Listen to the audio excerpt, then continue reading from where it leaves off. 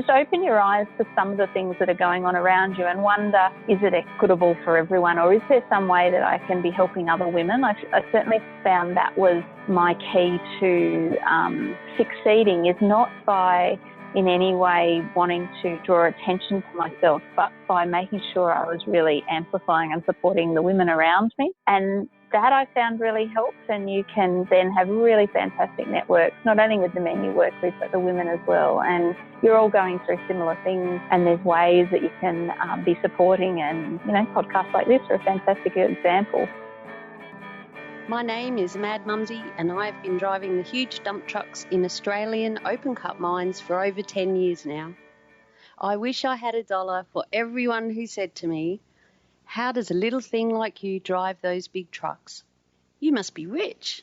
Oh, how do I get a job doing that?" My mining friends are asked these questions all the time too. This is what started the Mad Mumsy journey, to share stories and tips from living a mining lifestyle and to let others know what it's really like. Not everyone is cut out to be a miner, but why not?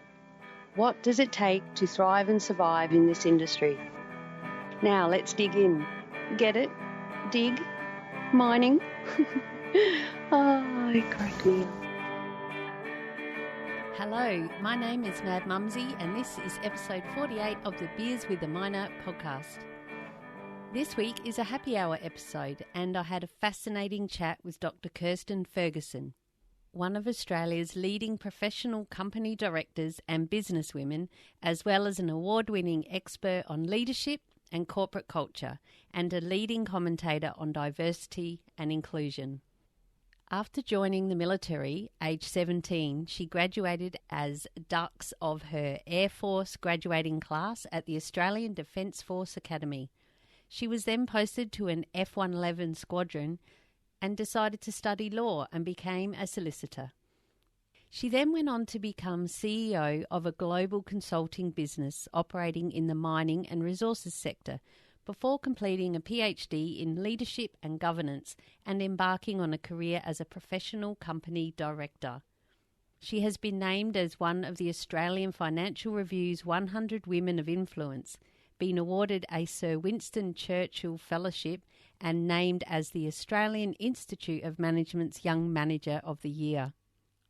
If this wasn't enough, Dr. Ferguson is the creator of the Walkley Award-nominated #Celebrating Women campaign, after having committed to celebrate 2 women from all walks of life and from anywhere in the world every single day for a year. Her widely acclaimed efforts saw her celebrate approximately 750 women from more than 37 countries and led to her creating a social media movement, and now has a new upcoming book called Womankind. I was lucky enough to have been one of those 750 women involved in the #Celebrating Women campaign. It really was lovely for me to personally have a chat with Dr. Ferguson, and I'm excited to say that we also got a scoop just for you. So without further ado, let's dig into this episode. Welcome to the podcast, Dr. Kirstin Ferguson. Are you ready to dig in? Get it? Dig? Mining? I crack me up. Okay, as this podcast is called the Beers with a Miner podcast, I like to start by asking my guests their favourite beverage and best time to enjoy it. What is yours? Well, I've become a bit partial to a shandy. It's a bit retro, I know, and, you know, it's not a full-strength beer, but I've got a place up on the Sunshine Coast, and we walk to our favourite sort of beachside brewery right there. And so when I get there, I have a shandy or two, because I figure since they're half strength, you can have a few. And then we very slowly walk back. So at the moment, having a shandy after a walk on the beach is right up there. Wow, that's lovely. And a shandy is beer and lemonade, is that right? It is. It's like something our grandmothers probably used to drink, but it's really refreshing. So anyway, I like it. So that's pretty good. Yeah, I was just going to say that my nana used to drink it, and then one of my exes used to have a beer with a dash of lemonade, and they'd always give it to me, and I'd say, no, that's his. I like real beer. That's gender stereotypes for you. Gender stereotyping right there. And that was, 30 years ago, maybe. Yeah. Well, we might touch on your journey within the mining industry, since my podcast is based around the mining industry, but you are so in very diverse ways, doing lots of other things. But I see on your website that you've worked, now I'll read this out, providing cognitive-based health and safety services to the mining and resources industry, and led a team of psychologists with offices in Australia, Canada, US and Europe. So, do you mind if I call you Kirstin, or do I need to call you Doctor? Of course. No, please call me Kirstin. I haven't interviewed a doctor as yet, so. Well. Oh, I was just going to say, if you could explain in layman's terms what cognitive-based health and safety is that kind of like what the hard hat mentor, my sister, does, for all you safety weirdos, as she likes to call herself? No, look, well, she was one of the women I got to celebrate last year, which was wonderful. But I don't know exactly what she does, but I can tell you a little bit about what that business was. And I'm not there now. So I was CEO of a group that used to provide the program called the Zero Incident Process, or the ZIP process. And it was mainly presented by psychologists. And what that cognitive-based training means is it's getting people to change their attitudes to safety. So we would argue that it's not enough just to have a policy in place, but it's what you choose to do at sort of 2 a.m. in the morning when your supervisor isn't around, whether it's easier just to take that shortcut or whether you stop and have a think about what's the most important thing to you personally and what the consequences of an unsafe decision might be. And so I led that business, and I knew nothing about safety. I was a bit like you when I first started thinking, what on earth is cognitive-based safety training all about? But it was the most amazing experience, and got to go underground in platinum mines in South Africa and coal mines over there, which is very different to here. Definitely been in a lot of mining across Australia, also in Indonesia. In the US, went up to the Arctic where they've got diamond mines, and it's just, something that I really loved. And then because I got exposure to health and safety through that role, I ended up doing a PhD looking at the role of boards in health and safety. And so that's what the doctor's from. I'm definitely not a medical doctor. Do not ask me any health issues whatsoever. But I became and remain really passionate about health and safety and mental health in particular. But that was my first exposure to mining, was through that role, and understanding, how critical having people who are really focused on making safe choices are. Very important, and that is a lot what my sister does, the Hard Hat Mentor. It's based on our why. Why do some people choose to do the right thing and others don't, and why do sometimes do the right thing and sometimes we don't. So, and you were over in South Africa. It was very sad news this week that 5 miners died in an underground mine over there. Yeah, look, hideous.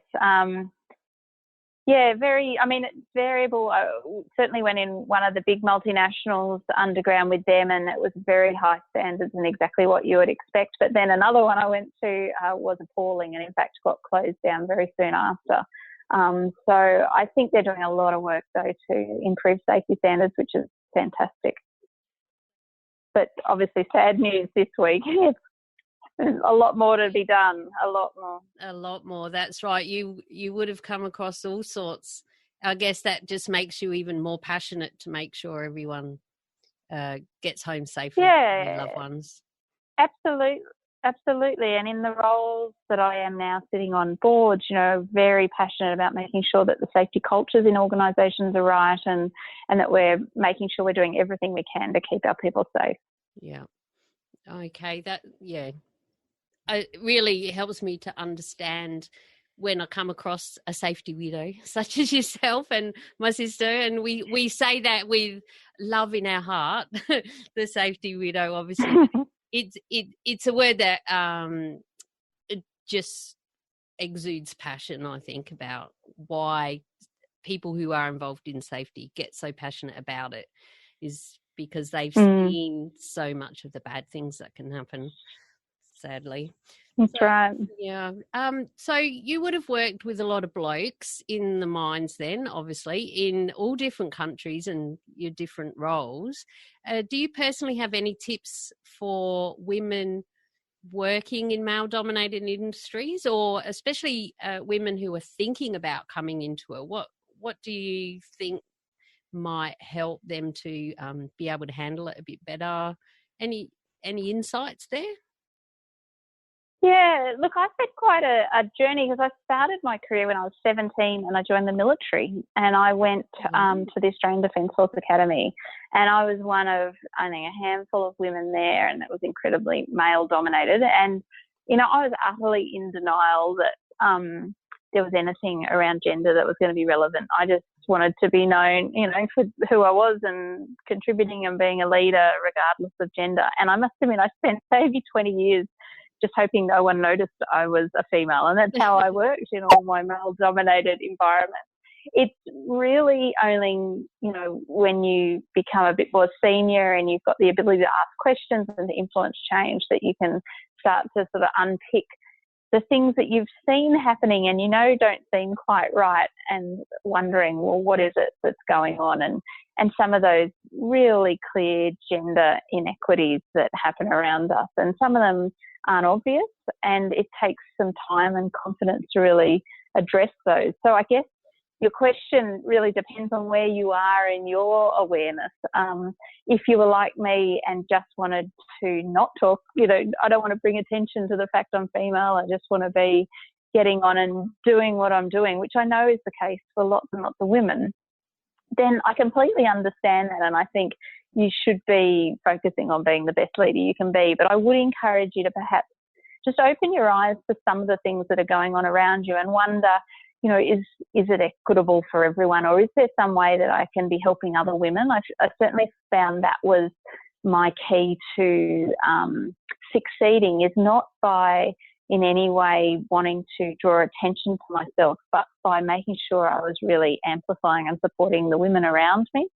And that I found really helped, and you can then have really fantastic networks, not only with the men you work with, but the women as well. And you're all going through similar things, and there's ways that you can be supporting, and, you know, podcasts like this are a fantastic example, but about backing each other in meetings. If there are only one or two of you in a meeting, it can really help. In fact, in the book that I've got coming out shortly with Catherine Fox, we write about in the Obama White House, they only had very few women. And I mean, compared to what the president that's there now, you would expect that it was a completely different situation for women. But even there, they had fewer women in power. And so they, the women that were there, had a really concerted effort to what they called amplify each other. So in meetings, they would back each other up and do different things. And researchers went in and found that it actually has an enormous effect. And by the second administration, they doubled their numbers of women that were there, including in positions, or senior positions. So it's just a really interesting way of thinking about how you can work in a male-dominated environment and support the women that are there as well. That's right. And it also goes for the men as well, I think. Without saying. So, yeah, sorry, I was more focusing on no, that's women. Fine. I mean, we need male allies. Yeah, we need male allies, and they're critical in a male-dominated environment. And for them, and helping them to see things that might not be obvious to them because they're in a different, you know, position, and they're not necessarily one of the minority. So helping them in a way that's really constructive, I think, is useful as well. Yeah, for sure. I know in my roles, I've always, especially when new girls come on, or new women, new ladies, I always see them all as girls because I'm usually the oldest. But I kind of take them under my wing, and just say, you know, if you need a chat, if anything, and there's some things you just can't talk to men about, you know, I'm here. We got each other. I got your back, girl. And you just have those moments. Yep. And sometimes you just need to go to the toilet and have a good cry. and come back out and you'll be okay. And You know? an awful lot of good stuff happens in the loop with women supporting women and hearing each other. And, you know, that exactly what you're talking about is, I think for a long time it's been dismissed as, or we've not even been conscious of it. Women know we do it without thinking.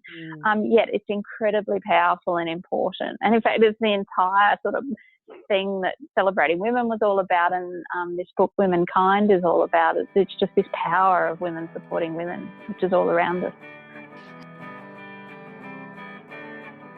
Now for a word from our sponsor, Julia Hartman and the Bantax Accounting Group. Julia's my awesome accountant. She's written 2 books with financial expert Noel Whittaker, and she's got a passion to help us miners make the most out of our hard-earned cash. She's got heaps of tips and make sure that we get every cent we are meant to get, and is right on the ball with everything. If you head to bantax.com.au/miners, that's BANTACS, you can download a free booklet all just for us miners. And there's also a spreadsheet in there that helps you check off what tools you have for your trade, like your isolation lock, work boots, 7 shirts, all of these sorts of things, and you can weigh them up and it'll tell you if you qualify weight-wise to claim your trips out to work. And that's just one of the things that they've got over there. So I strongly urge you to head to bantax.com.au/miners and see what they can do and find your nearest office as we come up to tax time. They're really on the ball, know what's going on with the tax department, and there's heaps of other free information like property investing. If you really plan on doing some great things with your money, you want to do that, right? If you want to sell your house, can save a lot of money if you find out what to do first rather than in hindsight. And Julia, she'll, make sure you get it right. And if you do it wrong and then go and see her, she'll up you in the nicest possible way, because she really cares about us and wants us to keep our money and not give it to the tax department. Anyway, head over to bantax.com.au/miners and tell them Mad Mumsy sent you.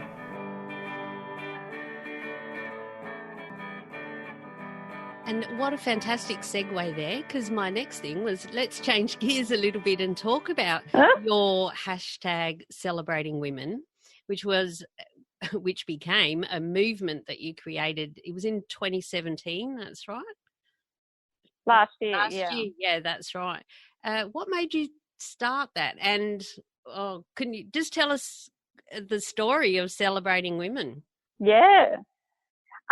So, in fact, I'd had a shandy. So I actually don't drink all that much, but I found myself on my own on this particular occasion on this same beach. And it was in the middle of the summer holidays, so I had a bit of time on my hands. And I'd been reading Twitter. I love being on Twitter and, just being part of that whole environment. But you can't help but notice the denigration that so many women face, and harassment and abuse for no reason whatsoever. And I noticed a particular thread of tweets one day directed towards a particular woman, and I can't even remember what it was about now, but I just remember going, enough, I have had enough. And I went off I went on my walk, and I got to the end and I had this shandy in the brewery. And I literally sat there and thought, right, what am I going to do to try and make a difference? And I ended up writing a bit of an opinion piece saying we needed to see more celebration and less denigration of women. I had absolutely no idea how I was going to do that. I slept on it. And the very next day, I ended up ringing my mum, and I asked her 4 questions. I kind of made them up over the phone. Well, I needed a test dummy that didn't really know what they were getting themselves into, because this was a harebrained scheme at best. And I asked her 4 questions, and I made them up then and there. And I posted her answers and some photos on Twitter. I didn't tell anyone it was my mum. And suddenly people really liked it. They enjoyed her little story. And I thought, okay, suddenly my Twitter feed felt more positive than it had the day before. And so never wanted to do things by halves. Then and there, I made a very public commitment. I was going to celebrate 2 women every single day of 2017. And so I had no idea where I was going to find sort of 730 odd women, and was really nervous that this was just going to fizzle out and I was going to look like a bit of a douchebag for even suggesting it. But I went out there, and I never do anything, half-heartedly, and just kept tweeting saying I'd love to hear from women, and the same 4 questions. I never changed sort of the pattern or the how it looked, and it was remarkable. And in the end, by the end of last year, I celebrated, including yourself and your sister, 757 women from 37 different countries, and it was just nothing I could have imagined, and it was simply the most rewarding thing I've ever done.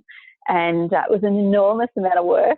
Every single morning I'd be posting, in the back of taxis or wherever I was, because I'm already really busy. But I loved it. And I only ever said I'd do it for a year. And so at the end of the year, I'd started with my mum. So on the very last profile is of my eldest daughter, and celebrated her.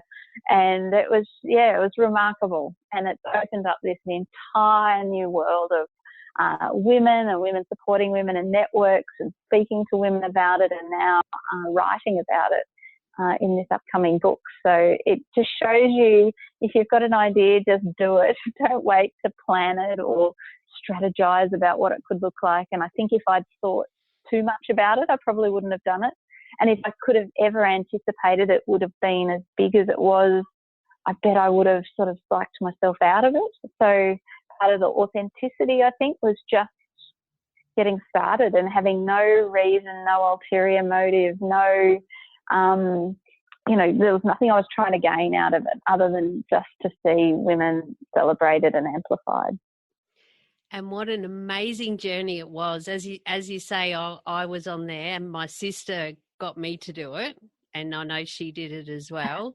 Good on her. Oh, good on her. She harasses. She goes, "Have you done this yet?" I'm like, "Oh, yeah." And well, you're lucky you didn't miss out. It was amazing, the number of women. Yeah, that's right. I had a look through again last night on your website, and it's amazing how many different roles the women were doing and how they're contributing to society. And there were quite a few women in high vis.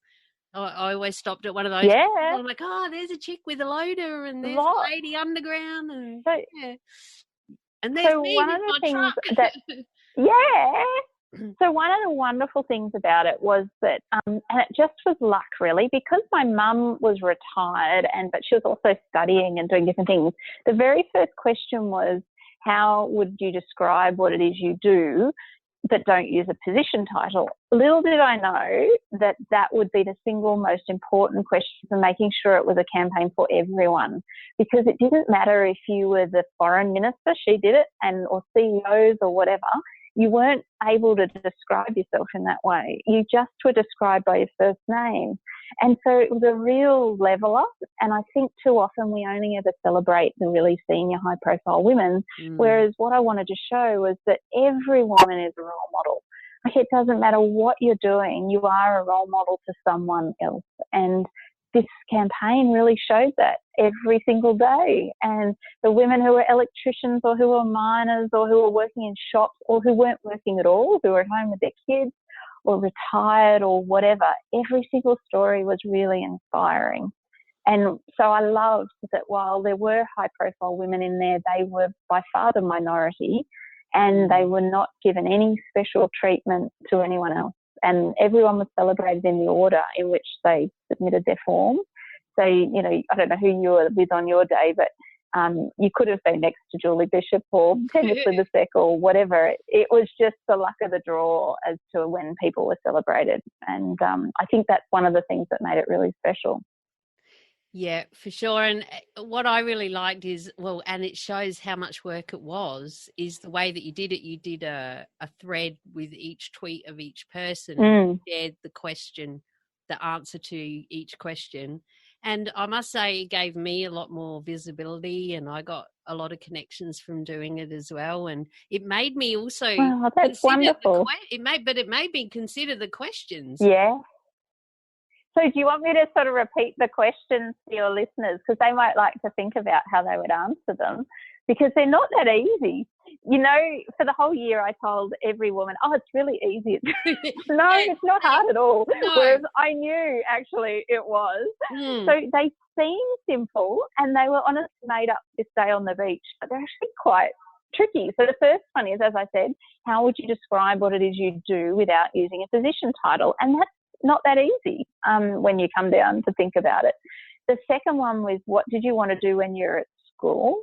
The third was 3 words to describe your life to date. And then the fourth was who you hope to inspire and why. And all of them ended up just revealing parts about women that we don't often talk about. And particularly the one with people, what they wanted to do at school. So I found that about a third of the women knew exactly what they wanted to do. I want to be a doctor, and they were a doctor, and, that's exactly what they've done. Then you might have a third who sort of had no idea what they were going to do, but have found their path and they're loving what it is, and, they've sort of wound their way through life. And then there was a third that made me sad, because there was a third that knew exactly what they wanted to do, but they were discouraged from doing it and, didn't end up doing that. But so many came back to find a way to sort of, maybe not that exact role, but they definitely found a way to contribute in similar sort of style to what they'd thought of at school. So that was a really interesting question. And so was the one about who you hope to inspire.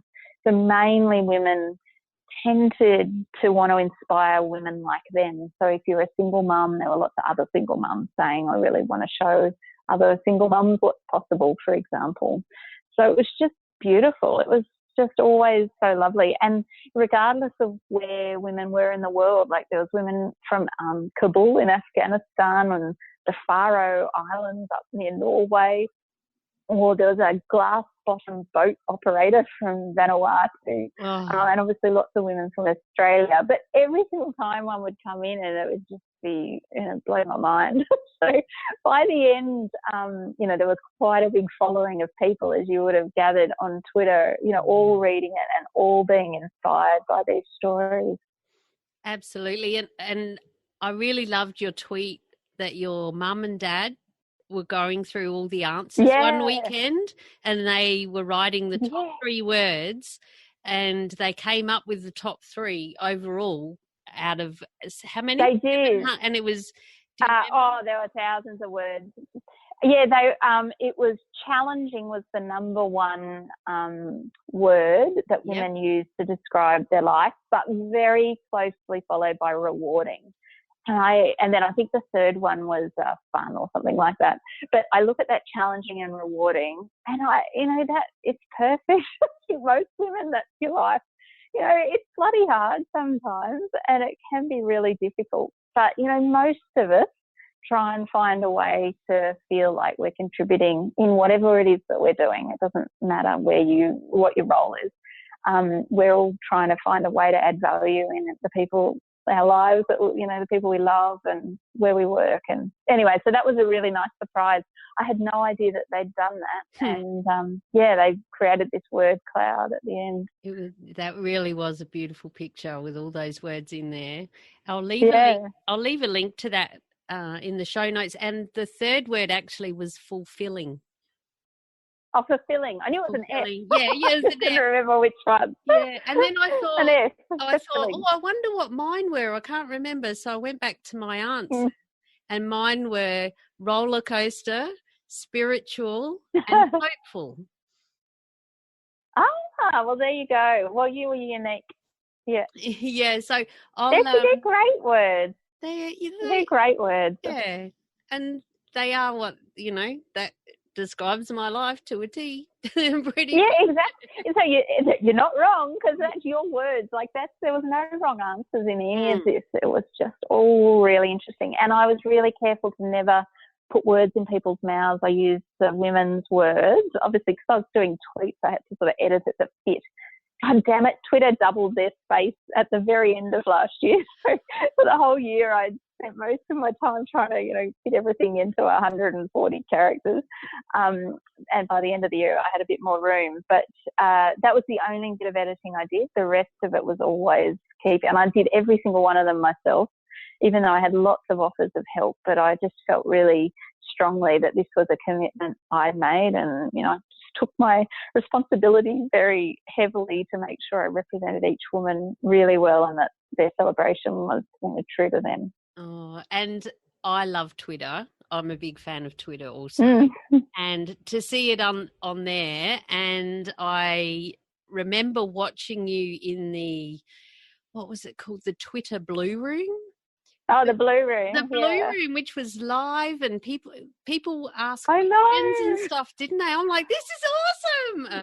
Yeah, how did that I know. go? The whole thing. You looked, I'll just say, you looked really lonely sitting on that couch all by yourself and just waiting for... I think I was. I think the whole thing has been, using your word, a roller coaster. I mean, honestly, I came up with this idea because I was pissed off while on some holidays and just said, right, I'm going to do it. And then to think that now, 18 months later, we're still talking about it. We've written a whole book about what it tells us about women and how we support each other and how other, you know, there's so many ways we can celebrate and support each other and how important it is. And so I would never have anticipated any of this. So don't worry, the Twitter Blue Room, I was pinching myself, and I'm still pinching myself every time something new happens. And I keep thinking, every time I tweet with my excitement, everyone must think, surely she's not still excited, but I really am. So I would be forever. It's great. Oh, I think so. And the Huffington Post picked it up. You had an article on the Huffington Post. Oh, yes, it has been in a lot of things. So, it's just so exciting. Hey, but I've got some exciting news I haven't shared yet. Oh. But you might like to get the scoop. Mad Mumsy loves the scoop. I know, I figured you would. In the back of this new book called Womankind, every single woman who was part of the campaign is named. So there's a whole celebrating women roll call in this book, and lots of the women who were part of it are interviewed and getting their thoughts. But I just wanted you to know your name will be there in a book. You'll have to go into a dinner and sign up or wherever. I'm not endorsing any bookstore, anywhere you go. Yeah. But yeah, there's all of them. And so, I mean, now think about yourself. Who would have thought that having your sister nag you to do something and you go and do it, and now you and I are on a podcast talking about it, and now you're going to find your name in a book. I mean, it's just amazing where all these things can lead by supporting and celebrating each other. Absolutely, yeah. It certainly is. It's just astounding, and the way the universe unfolds things before us never stops freaking me out. Like, look at this. And the book is called Womankind. That's it, Womankind, the power of women supporting women. So I've written it with Catherine Fox, who's written quite a number of other books as well. And the book is coming out on the 13th of September. I know for a fact it's at the printers right now. I'm thinking I can't wait to hold it in my hot little hands. I saw that on Twitter. That's why I asked, because I saw that on Twitter that you were like, oh, the manuscript's gone to the printer. I know. Yeah. I've shared every stage of this because you guys are all part of the whole journey. Like, you're part of it. So, I love it. I just love that we're all in this together. And so the book definitely tells the story of celebrating women. And the first chapter is me writing about my own life and leadership journey and what it was like working in male-dominated environments and all of that sort of thing, and how I came up with celebrating women. But then we talk much more about how really there's so much going on in the world at the moment, using online and other ways where women are finding their voices. And we really debunk this idea of the queen bee, that women are all tearing each other down, because we just don't believe that the evidence supports that. In fact, show the vast ways and networks and support that we're all giving each other all the time. And then there's some chapters for sort of leaders on what they can be doing and organisations. So I really hope you enjoy it. I can't wait to hear what you think. Oh, I can't wait to get it either. So it's going to be in all good bookstores. So it's obviously it's a printed book, yeah, not just an e-book. Oh yeah, no, it's a real book. Oh no, it's a proper book. So our publisher is Murdoch Books, which is part of Allen and Unwin, and it'll be everywhere. So yeah, everywhere. It's available for pre-order now. If you go to my Twitter, I've pinned the link there at the top of my Twitter page. And also I'm on Facebook. So if you find me on Facebook, it's also pinned there. But hopefully, it'll be everywhere very soon. And I will share all of those links with you, my dear listener, on the show notes, which will be this episode, madmumsy.com/beers48. That's the number 48. And I'll also add the video, the YouTube video explaining Celebrating Women, and also that's a great one with all the women in it. Yeah, the other ladies in it, they're fab. Yeah. And look, wonderful. Yep, and always to connect with you and everything. And I just, being mindful of your time, I just have one more question that I've been asking recently, and it's, when life turns to shit, as it can and at times does for all of us, how do you, Dr. Kirstin Ferguson, turn it around? We all need a way to help us unwind and defrag a little.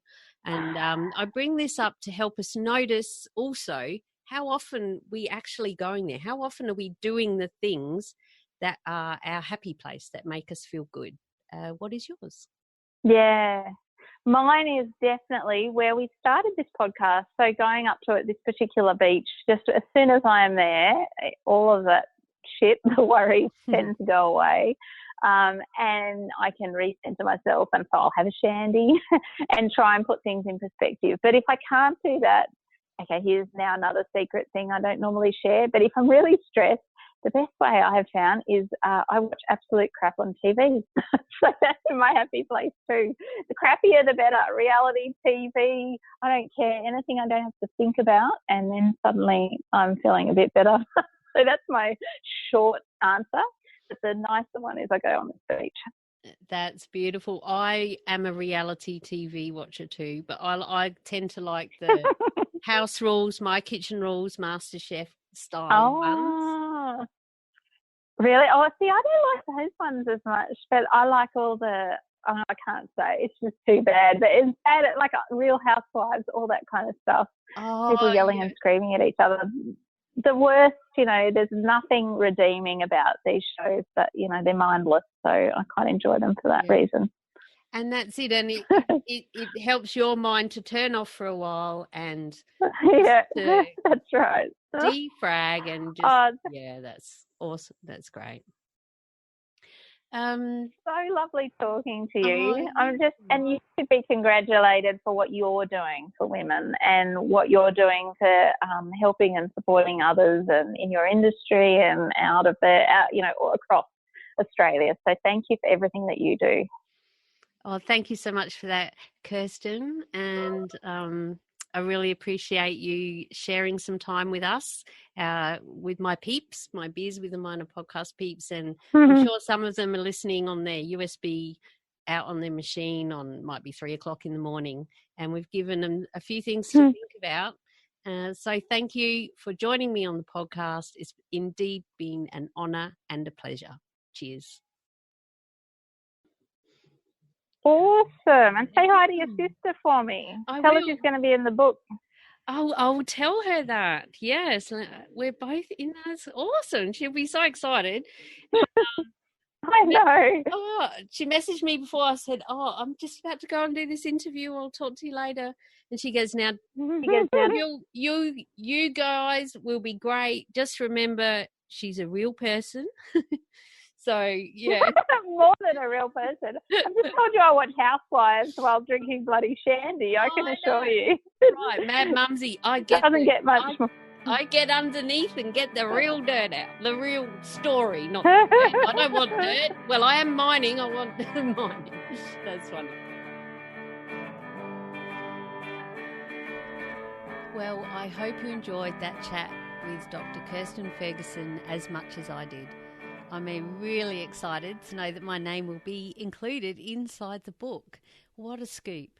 Oh, and of course my sister, Hard Hat Mentor, will be in there as well, and all the other wonderful women that Kirstin shared throughout 2017.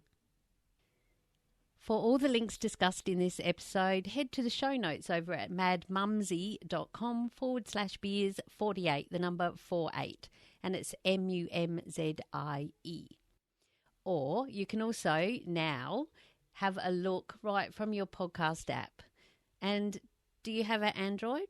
Google have a new podcast app called Google Podcasts.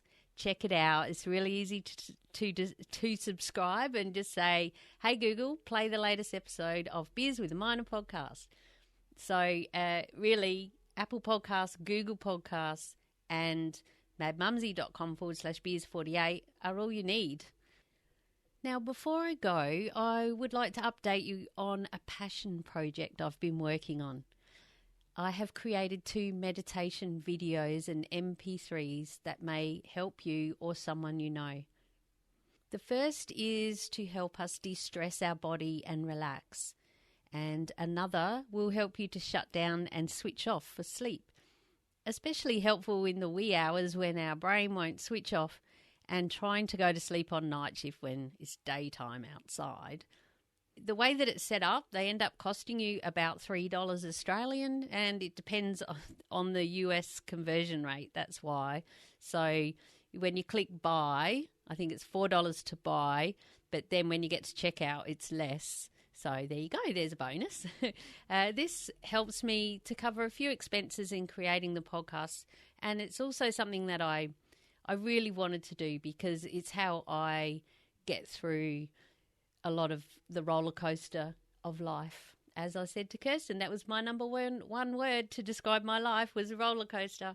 So when that roller coaster is rocking, I meditate. And so after all my years of meditating, I now know that a lot of people don't even like that word. It's for just bloody old hippies like me. But anytime you can just switch off your brain just for a bit, and have a little bit of space in there, for goodness sake, we can drive ourselves nuts, and which is really hard to do when you're trying to go to sleep. And as you're working long hours, you really do need your sleep. It's critical. So you can find them over at madmumzy.com/sleep. Of course, I'd love any feedback on those. I've had some already, and people are saying they didn't even get to the end because they went back to sleep, which is exactly my goal. Thanks for listening to the Beers with a Minor podcast. Until next time, stay safe, be real, be special, and have fun, for we only live once. Cheers.